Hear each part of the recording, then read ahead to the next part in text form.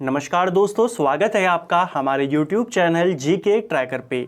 देखिए फ्रेंड्स, आज की इस वीडियो में हम बात करेंगे जो हमारी एक सीरीज़ है विंसर ईयरबुक सीरीज़, जिसमें हम पूरी किताब के नोट्स को यहाँ पे कवर कर रहे हैं।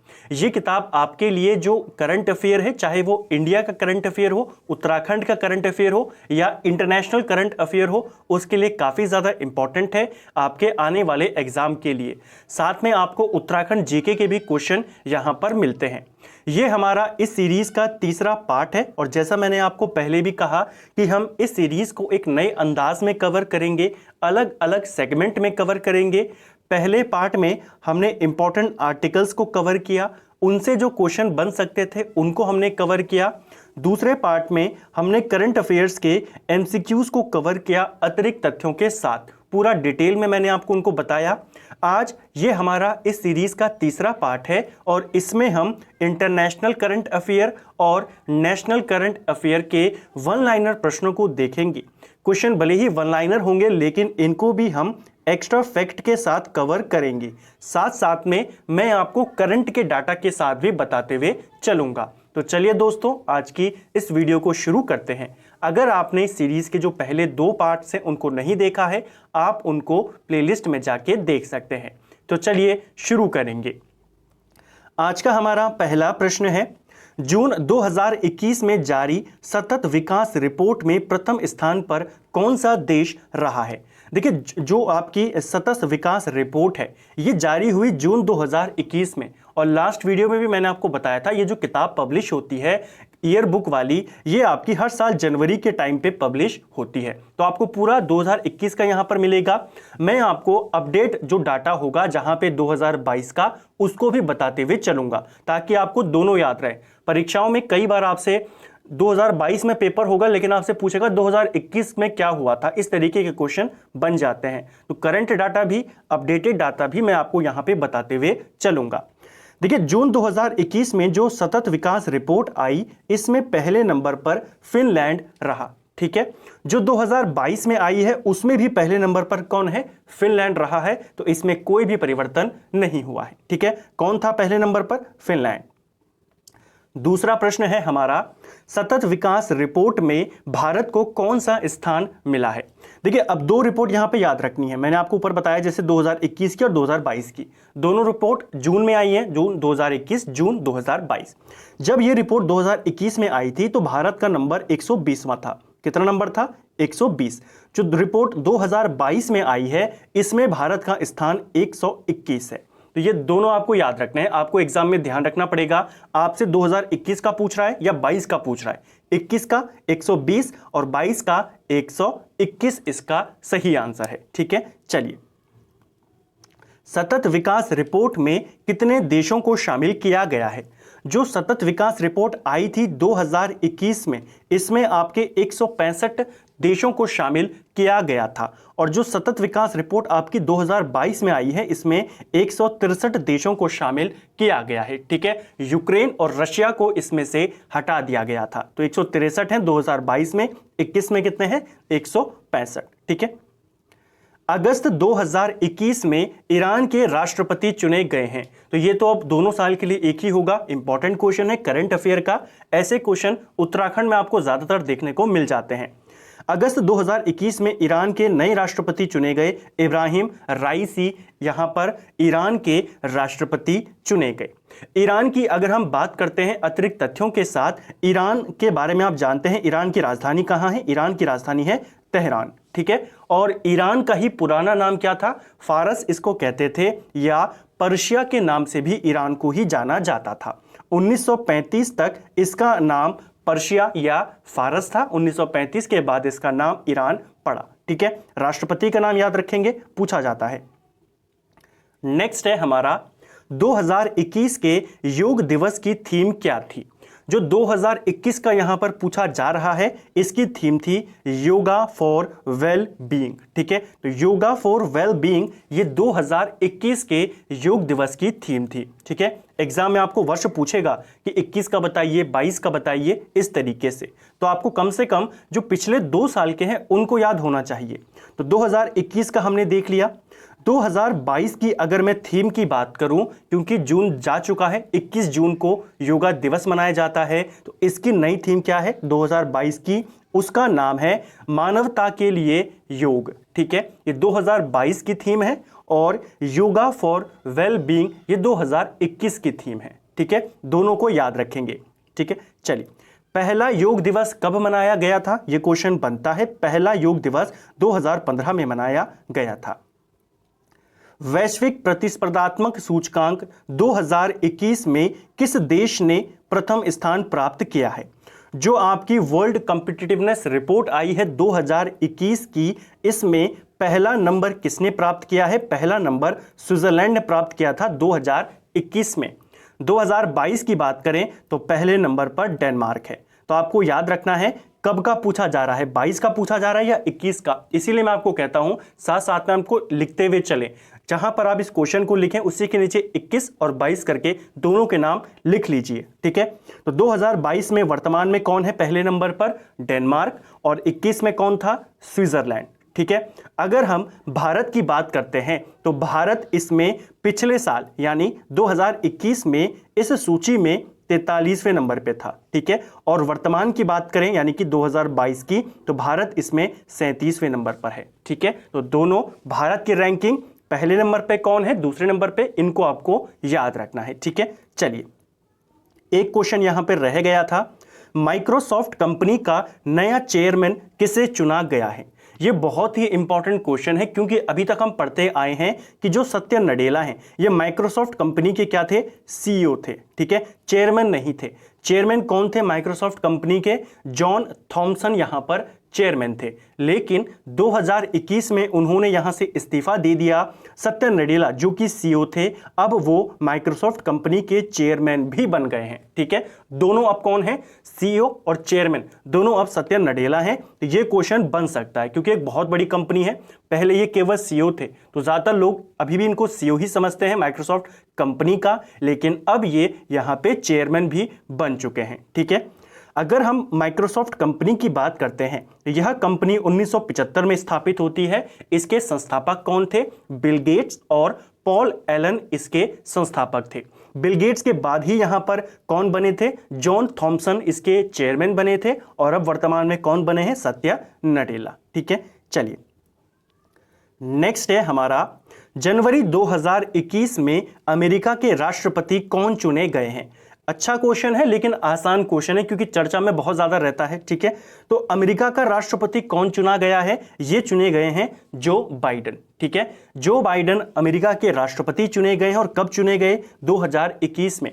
अमेरिका के राष्ट्रपति को लेकर एक फैक्ट जो आपको याद रखना है कि इनके राष्ट्रपति का जो कार्यकाल होता है वो कितने वर्षों का होता है? तो एक अमेरिकी राष्ट्रपति का कार्यकाल 4 वर्षों का होता है, और कोई भी व्यक्ति मैक्सिमम लगातार 2 ही बार अमेरिका का राष्ट्रपति बन सकता है। ठीक है, जो बाइडेन का संबंध किस पार्टी से है? तो जो बाइडेन आपके डेमोक्रेटिक पार्टी से संबंधित हैं। ठीक है, 2 ही पार्टियां हैं अमेरिका में जो यहां पर राष्ट्रपति के चुनाव में लड़ती हैं। एक आपकी रिपब्लिकन पार्टी है और एक है डेमोक्रेटिक पार्टी।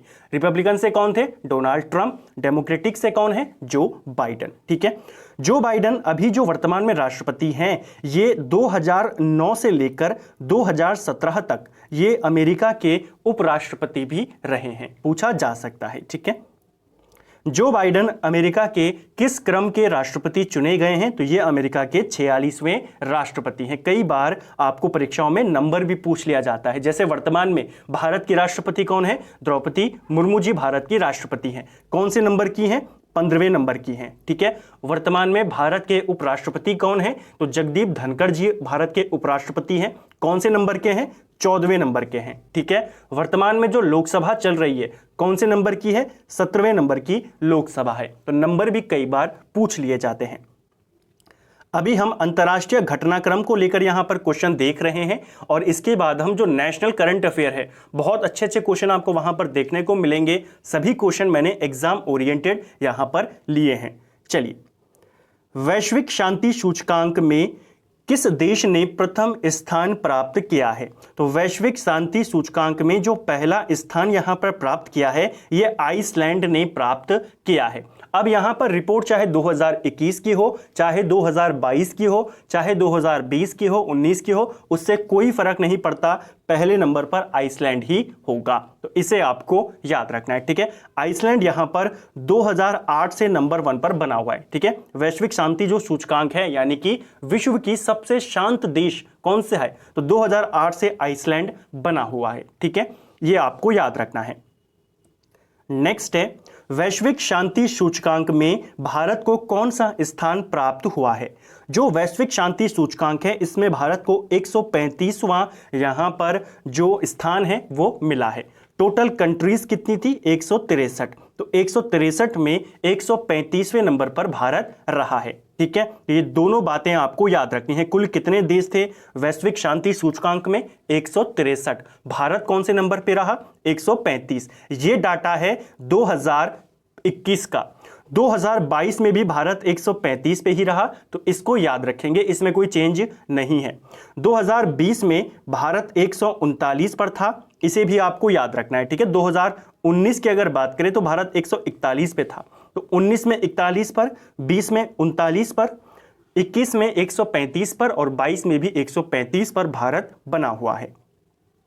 ये मैं आपको बता चुका हूं कितने देशों को शामिल किया गया है, 163। वैश्विक शांति सूचकांक में कौन सा देश निम्नतम स्थान पर रहा? तो सबसे अंतिम यानी कि 163वें नंबर पे कौन सा देश रहा है? अफगानिस्तान रहा है। और अफगानिस्तान 2017 से लगातार सबसे आखिरी पायदान पर बना हुआ है, ठीक है।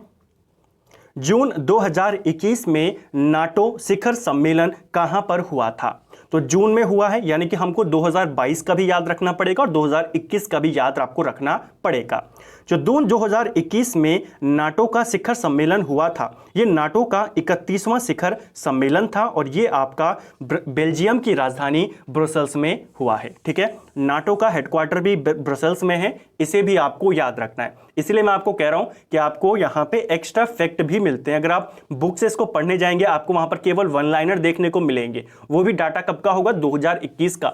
मैं यहां पर आपको 21 का भी बताता हूं, साथ में 22 का भी अपडेटेड के साथ और एक्स्ट्रा फैक्ट के साथ।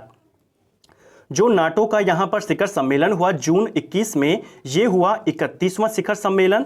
कहां पर हुआ? बेल्जियम की राजधानी ब्रसेल्स में, और यही नाटो का हेडक्वार्टर भी है, ठीक है। अब बात करते हैं 2022 की। 2022 में जो नाटो का शिखर सम्मेलन हुआ है ये कहां पर हुआ है? तो ये आपका जो स्पेन में है, मैड्रिड, ठीक है, यहां पर हुआ है। तो 2022 में स्पेन और 2021 में बेल्जियम, ठीक है। चलिए नेक्स्ट है हमारा एक और चीज, हम नाटो की स्थापना की बात कर लेते हैं। नाटो की स्थापना होती है 4 अप्रैल 1949 में नाटो की स्थापना होती है। नाटो के ऊपर ऑलरेडी एक मैंने शॉर्ट वीडियो बनाया हुआ है, आप नाटो और साथ में जीके ट्रैकर सर्च करें, आपको वीडियो मिल जाएगा। उसमें आपको छोटा सा वो वीडियो है और उसमें आपको सारी नाटो से रिलेटेड जानकारी मिल जाएगी। नेक्स्ट है 47वां G7 शिखर सम्मेलन कहां पर हुआ है? जो 47वां शिखर सम्मेलन हुआ है G7 कंट्रीज का, G7 में कौन कौन से देश आते हैं? तो Canada, France, Germany, Italy, Japan, इसके अलावा आपका जो यूनाइटेड किंगडम है और यूनाइटेड स्टेट्स है, ठीक है, अमेरिका और ब्रिटेन। तो ये 7 देश आते हैं। पहले ये G8 था जब इसमें रशिया भी शामिल था, लेकिन रशिया को इससे फिर बाहर कर दिया गया है, ठीक है। तो अब ये G7 है। इसका जो 47वां शिखर सम्मेलन हुआ ये यूनाइटेड किंगडम में हुआ और ये हुआ जून 2021 में, ठीक है। अब जून 2021 में है तो हमें 22 का भी याद रखना पड़ेगा। तो 2021 में कौन से नंबर का था? 47वां। कहां पर हुआ? United kingdom. जून 2022 में इसका 48वां शिखर सम्मेलन हुआ और यह हुआ जर्मनी में, ठीक है। तो दोनों याद रखेंगे। अमेरिका की वर्तमान उपराष्ट्रपति कौन है? तो भारतीय मूल की है, क्वेश्चन बन सकता है। कमला हैरिस अभी वर्तमान में अमेरिका की उपराष्ट्रपति हैं। चौथी बार सीरिया के राष्ट्रपति कौन चुने गए हैं? तो सीरिया के राष्ट्रपति बने हैं चौथी बार बशर अल असद, ठीक है। ये चौथी बार सीरिया के राष्ट्रपति बने हैं। जैसा मैंने आपको बताया अमेरिका में राष्ट्रपति का जो कार्यकाल होता है वो 4 वर्षों का होता है, इसी प्रकार सीरिया में राष्ट्रपति का कार्यकाल 7 वर्षों का होता है, ठीक है। सीरिया की राजधानी भी याद रखेंगे, दमस्कस सीरिया की राजधानी है। नेक्स्ट है, व्हाट्सएप ने भारत में अपना भुगतान प्रमुख किसे बनाया है? तो व्हाट्सएप ने अपना जो भुगतान प्रमुख बनाया है भारत में, मनीष महात्मे को बनाया है। रॉ के वर्तमान प्रमुख कौन हैं? तो भारत की प्रमुख यहाँ पर एक इन्वेस्टिगेटिंग एजेंसी है रॉ, ठीक है, और इसके जो वर्तमान में प्रमुख हैं सामंत कुमार गोयल इसके प्रमुख हैं, ठीक है। ये रिटायर होने वाले थे 2021 में, लेकिन इनका कार्यकाल फिर से बढ़ा दिया गया, अब ये 2023 तक रॉ के प्रमुख रहेंगे, ठीक है। नेक्स्ट है, कूनो नेशनल पार्क में किस देश से चीते लाए गए हैं? कूनो नेशनल पार्क ये भारत में है, ठीक है, और भारत में कौन से राज्य के अंदर पड़ता है? तो ये पड़ता है आपका मध्य प्रदेश में। मध्य प्रदेश का जो कूनो नेशनल पार्क है इसमें चीते लाए गए हैं, और कहां से लाए गए हैं? दक्षिण अफ्रीका से इसमें चीतों को लाया गया है। तो क्वेश्चन बन सकता है आपसे, डायरेक्टली बन जाएगा, क्योंकि एक तो चर्चा में है 2021 में दक्षिण अफ्रीका से यहां पर चीते मंगाए गए। कहां पर है कूनो नेशनल पार्क? मध्य प्रदेश में है। इसे नेशनल पार्क का दर्जा भी हाल ही में मिला है, 2018 में ही इसे नेशनल पार्क बनाया गया है, ठीक है, तो इसे भी आपको याद रखेंगे। पहले ये वाइल्ड लाइफ सेंचुरी था, 2018 में इसे नेशनल पार्क बनाया गया। माउंट नीरागोंगो ज्वालामुखी किस देश में है? बहुत ही इंपॉर्टेंट क्वेश्चन है, क्योंकि इसमें 2021 में इससे काफी ज्यादा लावा निकला, ये ज्वालामुखी यहां पर फटा था, तो बहुत इंपॉर्टेंट है। माउंट नीरागोंगो ज्वालामुखी ये कांगो में पड़ता है, ठीक है, और ये मई 2021 में ये फटा था, ठीक है, और इससे बहुत ज़्यादा लावा निकला, वहाँ की सड़कों पर लावा गया, वहाँ के जो एयरपोर्ट्स थे वहाँ पर लावा गया। जो यूएन शांति मिशन है उसके तहत भारत की सेना वहाँ पर तैनात थी, तो उन्होंने काफ़ी ज़्यादा मदद करी थी यहाँ के लोगों की, ठीक है, काफ़ी ज़्यादा लोगों की यहाँ पर मौत भी हुई है। ये जो ज्वालामुखी है इससे पहले ये 2002 में फटा था, अब ये 2021 में फटा है। तो कहां पर ये ज्वालामुखी? कांगो में स्थित है, ठीक है। चलिए, 2021 में अंतर्राष्ट्रीय जैव विविधता दिवस की थीम क्या थी? तो जैव विविधता दिवस कब मनाया जाता है? आप सभी को पहला प्रश्न तो यही पूछा जाता है, 22 मई को मनाया जाता है हर साल। 2022 का भी मई जा चुका है, तो हमें इसका भी याद रखना पड़ेगा, 21 का भी याद रखना पड़ेगा।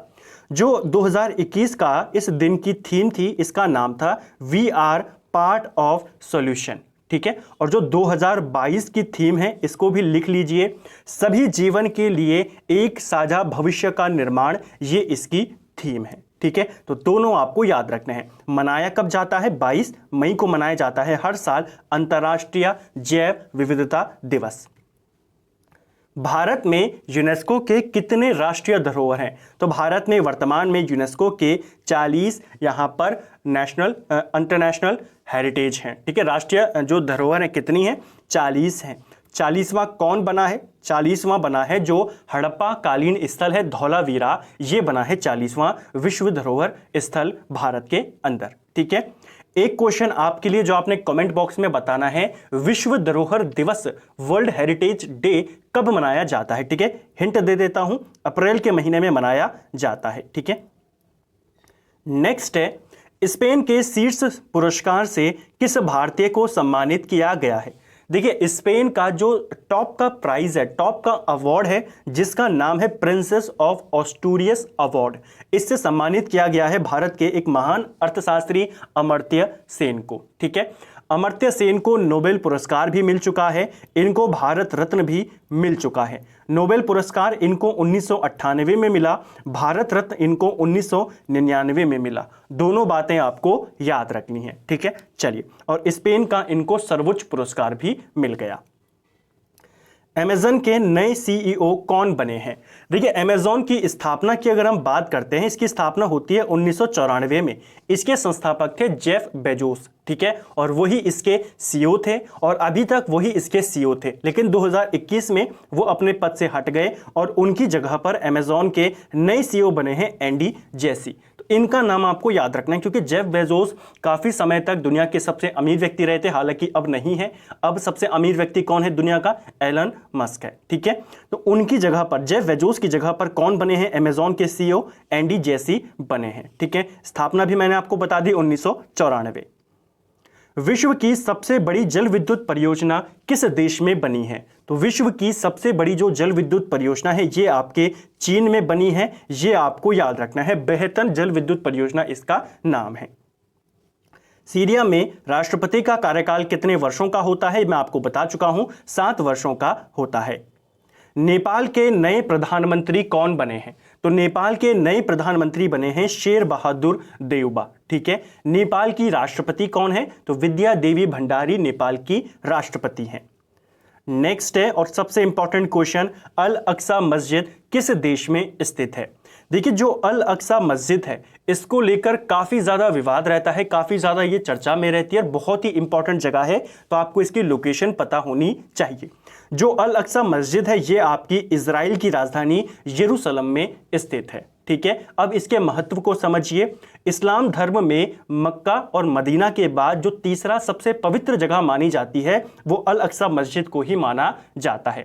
ईसाई धर्म में भी इस जगह को सबसे पवित्र जगहों में से एक माना जाता है। ईसाई धर्म के अनुसार यहीं पर जो ईसा मसीह थे उनको सूली पर चढ़ाया गया था, तो उनके लिए भी ये पवित्र जगह है। ठीक है। और जो यहूदी धर्म है, इजराइल में आप जानते हैं ज़्यादातर यहूदी धर्म के लोग रहते हैं, उनका कहना है कि यहाँ पर मस्जिद से पहले उनका एक मंदिर था जिसकी जगह पर मस्जिद बना है, तो उनके लिए भी ये एक पवित्र जगह है। तो ये जो अल अक्सा मस्जिद है यहूदी, इस्लाम और ईसाई तीनों के लिए एक महत्वपूर्ण जगह है, इसीलिए काफ़ी ज़्यादा चर्चा में भी रहता है। लोकेशन आपको याद रखनी है, कहाँ पर है? इजराइल में ये स्थित है। ठीक है। चलिए नेक्स्ट है, 25 बार एवरेस्ट पर आरोहण करने वाले प्रथम व्यक्ति कौन है? माउंट एवरेस्ट पर सबसे ज्यादा बार चढ़ने का रिकॉर्ड इनके नाम है, इनका नाम है कामी रीता। पूरे नाम की बात करें तो कामी रीता शेरपा इनका नाम है। ठीक है। आप जानते हैं जो यहां पर चढ़ते हैं इनको ज्यादा शेरपा के नाम से ही जाना जाता है। ठीक है। नेपाल में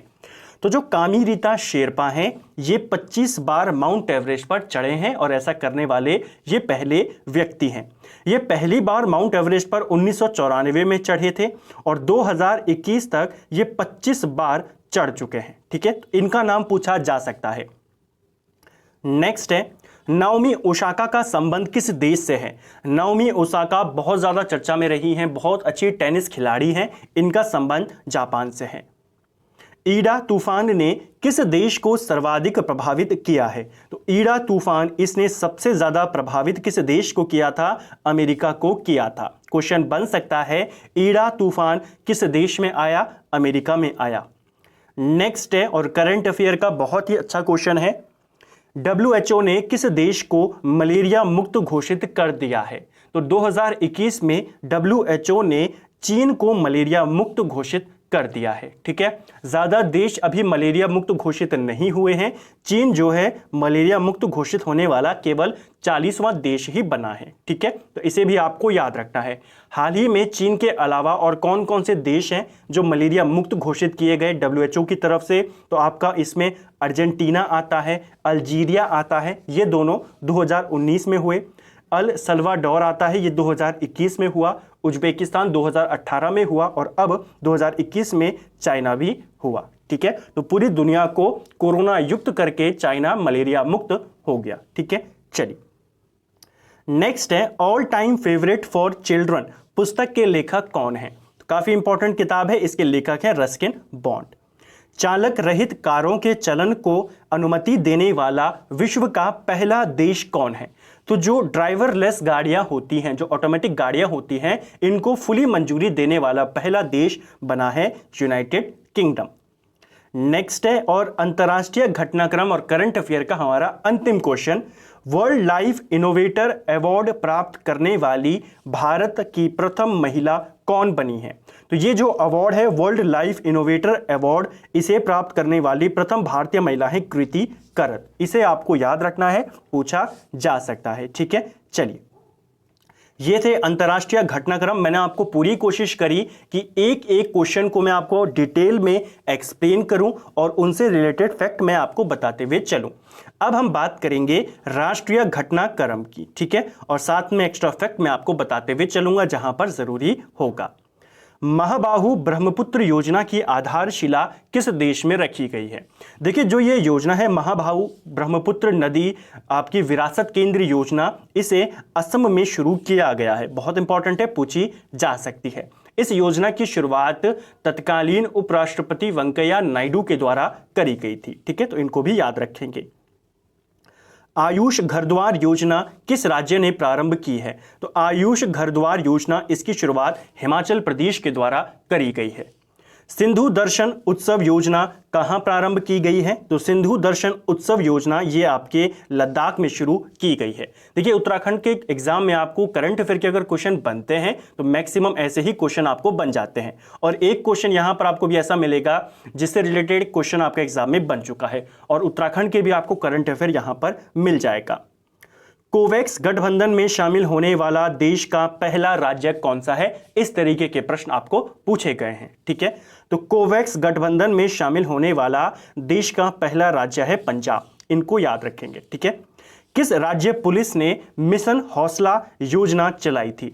देखिए, कोरोना काल के दौरान मिशन हौसला योजना इसे शुरू किया था उत्तराखंड पुलिस के द्वारा। ठीक है, पूरे देश में इसकी काफी ज्यादा तारीफ की गई, तो आपको याद रखना है किसने चलाया था? उत्तराखंड पुलिस ने। कौन सी योजना चलाई थी? मिशन हौसला योजना। नेक्स्ट क्वेश्चन है हमारा, संयुक्त राष्ट्र मानवाधिकार समिति के प्रथम भारतीय सलाहकार कौन बने हैं? तो जो संयुक्त राष्ट्र मानवाधिकार समिति है, इसके पहले भारतीय सलाहकार हैं अजय मल्होत्रा। ठीक है, हाल ही में किसने ई छावनी पोर्टल लॉन्च किया है? तो ई छावनी, आप छावनी से समझाइए कि छावनी जो है सैनिकों से संबंधित है, आर्मी से संबंधित है, और हमारे रक्षा मंत्री कौन है वर्तमान में? राजनाथ सिंह। ई छावनी पोर्टल की शुरुआत किसने करी है? राजनाथ सिंह ने। कोरोना मुक्त होने वाला पहला केंद्र शासित प्रदेश कौन है? तो कोरोना मुक्त होने वाला पहला केंद्र शासित प्रदेश बना अंडमान निकोबार द्वीप समूह। कोविवैन हेल्पलाइन किस राज्य सरकार ने शुरू करी है? तो कोविवैन हेल्पलाइन की शुरुआत दिल्ली सरकार के द्वारा की गई है। महासमृद्धि सशक्तिकरण योजना किस राज्य ने शुरू करी है? तो महासमृद्धि सशक्तिकरण योजना, इसकी शुरुआत महाराष्ट्र के द्वारा करी गई है। नेक्स्ट है, M.K. स्टालिन किस राज्य के मुख्यमंत्री चुने गए हैं? मुख्यमंत्री, राज्यपाल, ये क्वेश्चन बनते रहते हैं। बहुत जल्दी हम सभी राज्यों के मुख्यमंत्री और उनके राज्यपाल, उनकी लोकसभा सीटें, राज्यसभा सीटें, इनके ऊपर एक वीडियो में लेकर आऊंगा, जिससे आपका सारा जो डाटा है वो अप टू डेट हो जाए, क्योंकि काफी सारे पद यहां पर अभी बदले गए हैं। M.K. स्टालिन जो है ये आपके तमिलनाडु के नए मुख्यमंत्री बने थे। उत्तराखंड जैविक बाजरे का निर्यात किस देश को करेगा? बहुत अच्छा क्वेश्चन है, खासतौर पे उत्तराखंड करंट अफेयर का। जो उत्तराखंड का जैविक बाजरा है, इसका निर्यात उत्तराखंड डेनमार्क को करेगा। ठीक है, किस देश से करेगा? डेनमार्क से। होशंगाबाद का नया नाम क्या रखा गया है? देखिए, होशंगाबाद ये आपके मध्य प्रदेश में है और इसका नया नाम नर्मदापुरम रखा गया है। ठीक है, होशंगाबाद कहां पर है? मध्य प्रदेश में। नया नाम क्या है? नर्मदापुरम। किस राज्य ने ई परिवहन योजना का शुभारंभ किया? तो ये किया हिमाचल प्रदेश ने। विगत दिनों में किस राज्य में हिमालयी लाल लोमड़ी देखी गई है? तो हिमालयी लाल लोमड़ी ये आपके उत्तराखंड में देखी गई है, और जिला अगर पूछेगा पिथौरागढ़ में देखी गई है। भारत के नियंत्रक एवं महालेखा परीक्षक कौन है? तो भारत के वर्तमान में जो नियंत्रक एवं महालेखा परीक्षक हैं, CAG, कौन है भारत के? गिरीश चंद्र मुर्मू भारत के CAG हैं। ठीक है, CAG का जो गठन होता है आर्टिकल 148 के तहत होता है। इनका कार्यकाल 6 वर्ष या 65 वर्ष की उम्र तक होता है। कौन इनकी नियुक्ति करता है? राष्ट्रपति इनकी नियुक्ति करता है। वर्तमान में कौन है? गिरीश चंद्र मुर्मू। ऑक्सफोर्ड छात्र संघ की प्रथम भारतीय अध्यक्ष कौन बनी है? जो ऑक्सफोर्ड छात्र संघ है, इसकी पहली भारतीय अध्यक्ष बनी है रश्मि सामंत बनी है। ठीक है, इनका नाम आपको याद रखना है। किस देश ने नेपाल को 800 करोड़ नेपाली रुपए का सहयोग किया है? तो 800 करोड़ नेपाली रुपए का सहयोग नेपाल को भारत ने किया है। ठीक है, सुमंगल पोर्टल योजना को किस राज्य ने लॉन्च किया है? तो सुमंगल पोर्टल योजना इसे उड़ीसा के द्वारा शुरू किया गया है। ठीक है, किसी राज्य की योजना, किसी राज्य में घटित कुछ महत्वपूर्ण घटना, वो एग्जाम में ज्यादातर पूछी जाती हैं। किस देश की सेना को भारत ने 1 लाख कोवैक्सीन दी है? तो जो कोवैक्सीन है, कोरोना की वैक्सीन कोवैक्सीन, इसे भारत ने नेपाल को दिया है। कितना दिया है? 1 लाख दिया है। ठीक है, 1 लाख डोजेस। किसान सूर्योदय योजना किस राज्य ने प्रारंभ करी है? किसान सूर्योदय योजना इसे गुजरात के द्वारा शुरू किया गया है। एक जिला एक शिल्प योजना किस राज्य ने लॉन्च की है? तो इस योजना को मध्य प्रदेश ने लॉन्च किया है। कन्या सुमंगला योजना को किस राज्य ने लॉन्च किया है? देखिए, सुमंगल पोर्टल हमने ऊपर पढ़ा, किसने किया था? उड़ीसा ने। कन्या सुमंगला योजना इसे किया है उत्तर प्रदेश ने। भारत का पहला वन चिकित्सा केंद्र कहां खोला गया है? देखिए, भारत का जो पहला वन चिकित्सा केंद्र है ये उत्तराखंड में खोला गया है। क्योंकि हम मेनली इसको उत्तराखंड के एग्जाम के लिए पढ़ रहे हैं तो आपको जिला भी पता होना चाहिए। जो भारत का पहला वन चिकित्सा केंद्र है ये रानीखेत में खोला गया है, ठीक है, यानी कि अल्मोड़ा में खोला गया है मार्च 2021 में। वर्ष 2021 में कितनी हस्तियों को पद्म सम्मान से सम्मानित किया गया था? अब देखिए, पद्म अवार्ड आपकी जो घोषणा होती है मैक्सिमम आपकी जनवरी, 26 जनवरी, 25 जनवरी को होती है आई थिंक, ठीक है, 25 जनवरी में हो जाती है, ठीक है, गणतंत्र दिवस से एक दिन पहले। और कितने लोगों को दिया गया था 2021 में, ये आपने बताना है। तो 2021 का पूछ रहा है, 2022 का भी डाटा आ चुका है। 2021 में 119 लोगों को पद्म अवार्ड दिए गए थे। 2022 में 128 लोगों को पद्म अवार्ड दिए गए हैं, ठीक है। उत्तराखंड से किस किस को मिला था ये हमने लास्ट वीडियो में देखा था, MCQ वाले वीडियो में।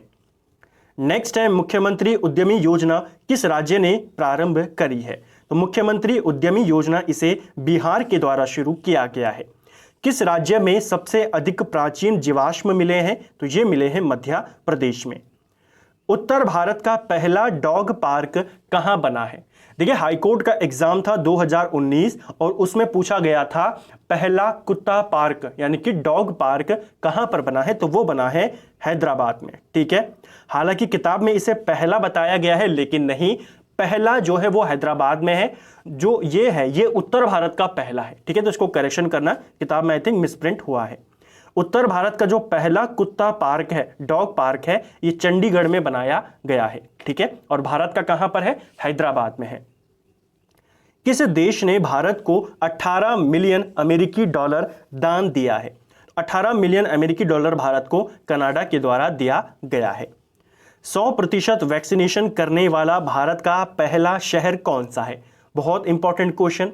100% वैक्सीनेशन करने वाला भारत का पहला शहर है भुवनेश्वर। जुलाई 2021 में भारत के शिक्षा मंत्री कौन बने हैं? देखिए, भारत के शिक्षा मंत्री बने हैं धर्मेंद्र प्रधान, जो इससे पहले पेट्रोलियम मंत्री थे और ये अब वर्तमान में भारत के शिक्षा मंत्री हैं। इनसे पहले कौन शिक्षा मंत्री थे? रमेश पोखरियाल निशंक भारत के इनसे पहले शिक्षा मंत्री थे।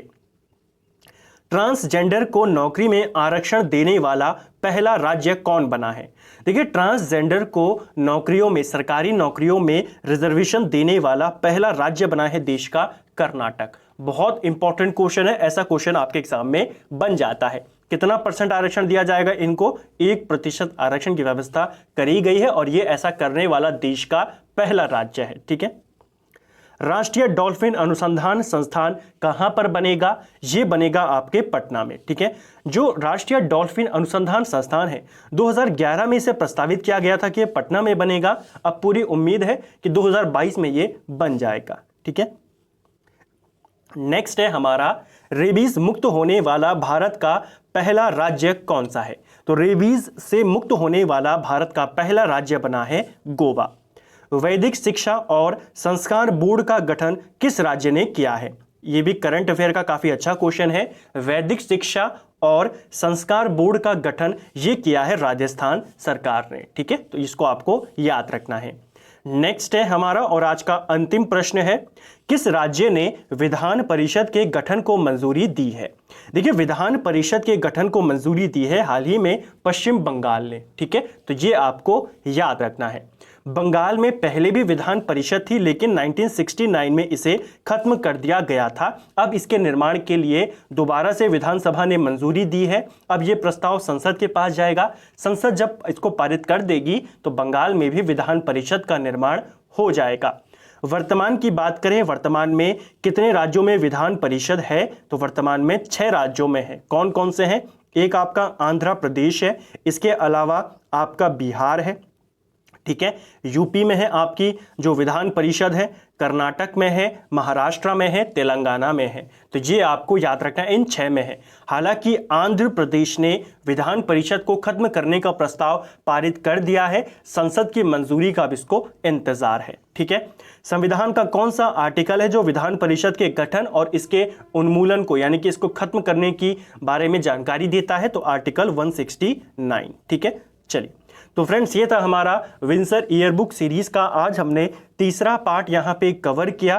करंट अफेयर के बहुत ही इंपॉर्टेंट क्वेश्चंस को जो कि बिल्कुल एग्जाम ओरिएंटेड क्वेश्चन है उनको हमने यहाँ पे कवर किया। उम्मीद करता हूँ वीडियो आपको पसंद आई होगी। अगर आपको ये वीडियो पसंद आया है वीडियो को लाइक करें, अगर आप चैनल पे नए हैं चैनल को सब्सक्राइब करें, अपने दोस्तों के साथ शेयर करें और वीडियो को ज़्यादा से ज़्यादा लाइक ज़रूर करें। एक और चीज़, लगातार पीडीएफ को लेकर इसकी बात होती है कि पीडीएफ कब मिलेगी। जैसे मैं हर बार करता हूं, हर बार मैं आपको बताता हूं कि पीडीएफ आपको ज़रूर मिलेगी जब सीरीज़ कंप्लीट हो जाती है। उसके बाद में सारे जो पार्ट्स हैं उनको कंबाइन करके आपको जॉइंट में पीडीएफ इसकी प्रोवाइड करवा दूंगा, तो आप उसकी बिल्कुल भी टेंशन ना लें। ऐसे पार्ट्स में देने से आपको भी उसका जो अलग अलग पार्ट्स हैं वो भी आपके इधर उधर हो सकते हैं। तो पूरा एक कंबाइन पीडीएफ जैसे ही बुक कंप्लीट होती है मैं आपको इसके प्रोवाइड करवा दूंगा। ठीक है। पीडीएफ हमेशा की तरह जैसे अभी तक होती है फ्री रहती है, उसका कोई भी पैसा आपको देना नहीं होता है, बस आपको हमारे टेलीग्राम चैनल को ज्वाइन करना है, वो बिल्कुल फ्री है। ठीक है। तो पीडीएफ बहुत जल्दी मिल जाएंगी और वीडियो आपको अगर पसंद आई हो वीडियो को लाइक करना ना भूले, यही आपकी फीस है। Thank you friends.